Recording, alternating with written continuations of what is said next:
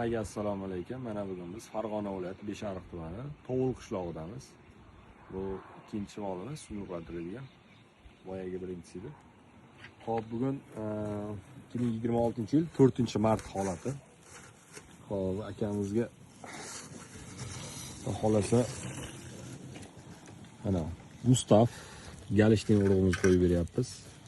Bu Galishtin friz emas, bu Galishtin urug'imiz.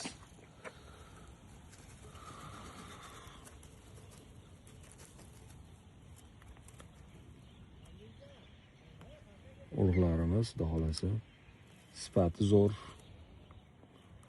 garantiyali urug'lardan. Haligi o'lik, chirik urug' emas. Biz bilan qoling. Xo'p, obunachilar, bu molimizni ham avval o'zimiz xuddi shu usulda qo'yib qochirganmiz. Chunki egalarning xohishi bu. Xohlasa apparatda, xohlasa bu usulimizda. Xo'p, obunachilar, mana bu molimizning ichidan kelayotgan suyuqligi. O'zi aslida buni ko'rsatish niyatim yo'q edi. Majburlikdan ko'pchilik so'rayapti. Shuning uchun ko'rsatyapmiz. Molimiz suyuqligi, tiniqligi o'ta zo'r. Xudo xolasa hech qanaqa bachadonda kasalliklari yo'q. Xo'p, mana molimizni ham suyuqlantirib oldik.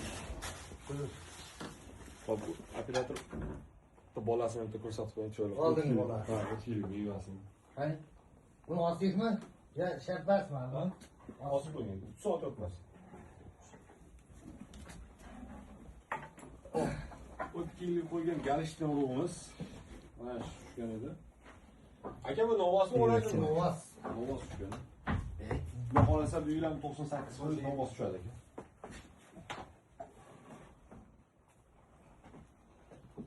Bizga obuna bo'lishni, joningizni molimiz sog'lab.